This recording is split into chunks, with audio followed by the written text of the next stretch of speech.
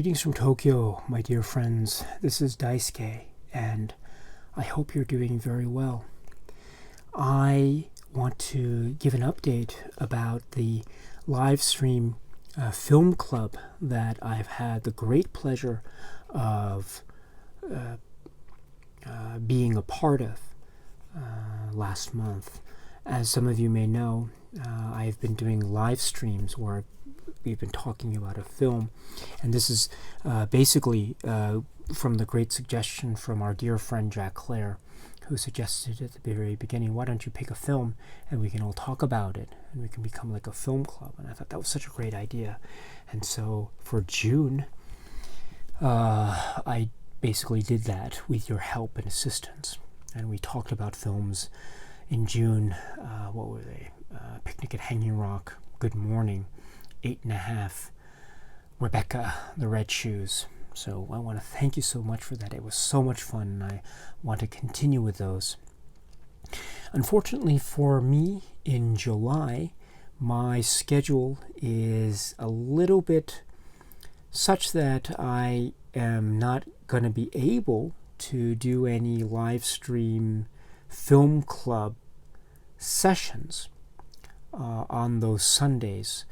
The next Sunday, the next time I will be able to do a live stream will be Sunday, July 28th. And it'll probably be at the same time, 6 a.m. Tokyo time. Sunday, July 28th. So I will make an announcement about that later, but just for those of you who might be interested now, unfortunately, I apologize, but unfortunately, yes, my schedule is a little bit tough during the first few weeks here in July, but I will certainly try to make up for that starting with the last Sunday of July and then going forward with August. Now, as for the title of the film that I want to talk about on July 28th, I have received a number of suggestions from a lot of people about what films I should try to talk about. And I think what might be worthwhile is I'm still exploring those, and I'm still considering them for films that we might be able to talk about in August. So that's going to be exciting, very exciting indeed. And I really will try to focus on a wide range of films. I really want to do that. And also films that I personally might not necessarily like. These films are also very important to talk about, and so I will try to be as open-minded as possible in selecting a wide range of films, not only just those films that I quote-unquote feel comfortable with. I think it's very important, especially for me and my own how should I put it, my own education, I suppose, continuing education. It's very important for me to try to step out of my comfort zone, and so that's why I want to rely on your suggestions, because I think that way I can listen to you, and you can suggest something that might, maybe you don't know it, but might be something that is outside of my own comfort zone, and thus would be something that I might not necessarily seek to choose on my own, but with your suggestion and inspiration, it might be worthwhile. And also, I think polls are important, so I really like that suggestion. So I can't promise anything, but if it's possible, I will try to put out a poll, and so that will give me more opportunity to hear what you have to think. But as I work out all those details for August, let's say that at least for the last Sunday in July, July 28th, let's do this film, which is a film that a number of people have recommended or suggested to me that we talk about. So I would like to do this. I propose for the next live stream, which will be Sunday, July 28th, 2019 at 6 a.m. Tokyo time, but that might be subject to change. I propose that we talk about Spy Number 432. Mishima, A Life in 4 Chapters. Now, I have never spoken about this film in detail. I have spoken about it in broad terms. I have spoken about it in general terms, I have spoken about my absolute love of this film. I adore this film so much.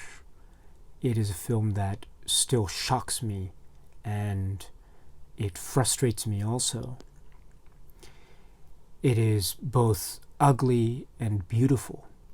It is quite garish and also alluring. It's hypnotic and repulsive. And those polar opposites, I think, form a kind of thematic backbone to this impressionistic biography, if you will, of a certain period in the life and times of the figure of Yukio Mishima. So, my friends, I would like to talk about this film, the next live stream, which will be at the end of July. So hopefully that will give us, and myself included, enough time to prepare, which means, for me anyway, I will watch this film again, maybe more than once, and I'll also watch all of the supplements here. I don't know if I'll be able to finish reading all of the works, the relevant works by Yukio Mishima that are referred to here.